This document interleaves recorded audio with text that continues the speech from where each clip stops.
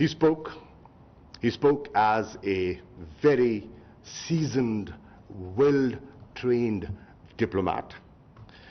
I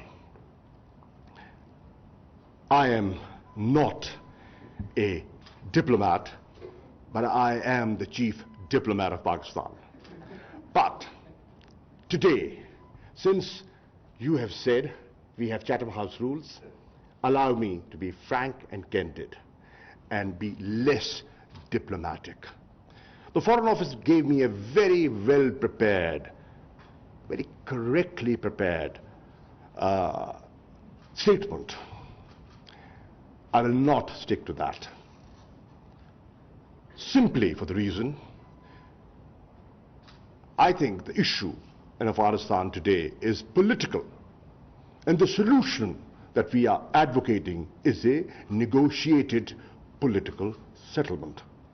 So I would prefer to speak as a politician who happens to be the foreign minister. So allow me that room. Ambassador of Afghanistan is here, and he made his remarks.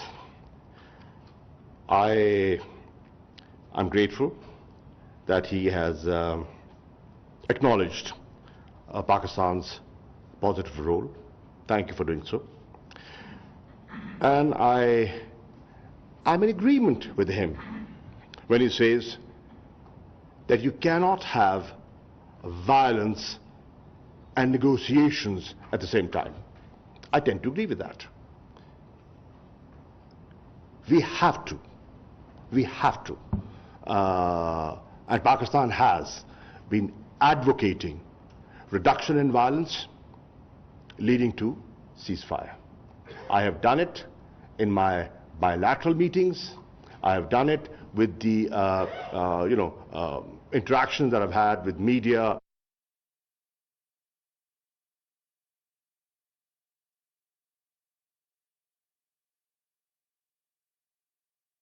I mentioned the recently convened ulama meeting in Pakistan and Saudi Arabia. Ulama of Afghanistan and Pakistan participated in that, and there was a declaration. And the declaration supported negotiations and condemned violence. And they did the right thing. They did the right thing. And this is what I expect from any enlightened alim, who has an eye on the situation in the region. I am glad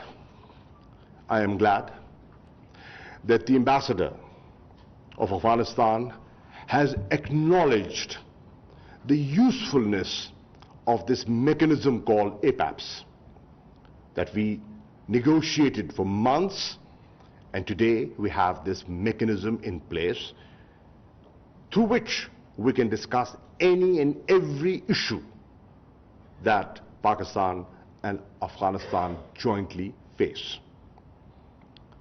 So that reinforces my point that I have been making repeatedly, that public statements that vitiate the climate are against the spirit of APAPS. And allow me, ladies and gentlemen, to share with you that the recent statement of the National Security Advisor of Afghanistan disappointed me. And I'm putting it mildly, disappointed me. And I will not dwell on that any further. Christian Turner, our High Commissioner, has very rightly said that this is a pivotal moment. Cannot disagree with you, sir. Cannot. Thank you for acknowledging Pakistan's constructive and positive role in the peace process. And I want to share with you, ladies and gentlemen, I was in New York for a different reason, and I had an opportunity of interacting with a number of congressmen over there. And I believe there's an Afghan delegation that'll be visiting Washington perhaps third week of June. What encouraged me when I was in Washington and I interacted with congressmen and senators, I saw a very positive change in their approach. And let me quote Senator Lindsey Graham, who said, and I'm quoting him, that today in the United States we are looking at Pakistan not as part of the problem, we are looking at Pakistan as part of the solution. Ladies and gentlemen, that is a paradigm shift in approach. And I, as the Foreign Minister of Pakistan, appreciate that. Ambassador, High Commissioner mentioned the role of women in Afghanistan. And I think that's a very important role that women in Afghanistan are playing, can play, and should play. Why do I say that? I say that when I look at Pakistani women playing their role in Pakistan's politics, in Pakistan's parliament, in the civil service of Pakistan, and we are proud of them. We have produced some outstanding civil servants, judges, doctors, engineers, women. And today, when I go to Parliament and I see our women parliamentarians participating in legislative work, the other day I was leading a delegation of Pakistani parliamentarians engaging with the European parliamentarians, and the contribution made by women parliamentarians I was proud of. I was proud of. So, having said that, we cannot in Pakistan overlook the important role of women in Pakistan. And if I do not want to overlook the role of women in Pakistan, how can I be supportive of a role of women in Afghanistan? They cannot be. 20 years is a long time. And reforms have taken place. Let's acknowledge the Afghanistan of today is not Afghanistan that was 20 years ago. Some of those reforms are very important and they need to be protected. The role of women in Afghan national life is extremely important and it must be acknowledged. And I speak as the foreign minister of a country that is Islamic. It is the Islamic welfare state of Pakistan that I represent. I'm not representing a Western country. I'm representing a Muslim, predominantly Muslim country. So, the role of women is extremely important. Having said that, today, you will deliberate on the future. Stepping into the future is the theme. You will talk about it, and I am confident that your deliberations will chart a practical way forward. As we deliberate the evolving Afghan situation, let me share with you that there is a window of opportunity for a lasting peace in Afghanistan. There is one. But this window is not there forever. If we don't take advantage of this, it'll go. And as Ambassador Jilani said, God forbid, we could be sucked back into the 90s, which we do not want. So, this sitting is at a very, very important time. Thank you for organizing it, and thank you for supporting it. The Afghan leadership has to seize this opportunity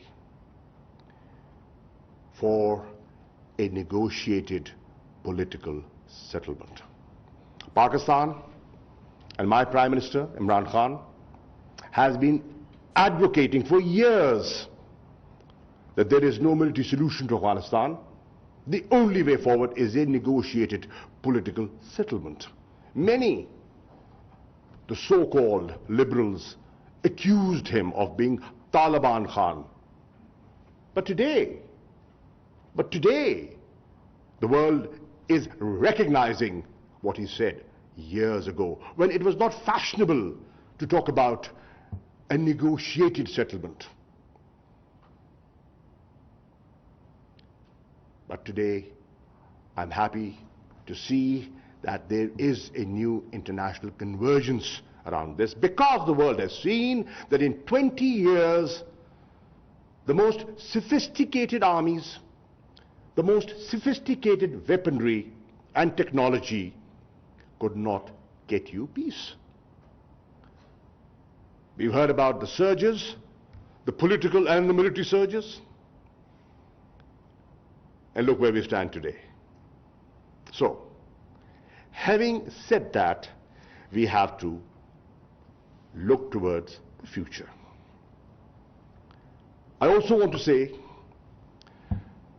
there are spoilers. There are spoilers within Afghanistan, and there are spoilers outside Afghanistan. Let's not forget the fact that many have benefited from the war economy and have vested interests. And let's not forget there are many in the region who would, for whatever reasons, and this is not the occasion to go into details, would want Pakistan to be engaged in a true front situation. And I'll leave it at that for the moment.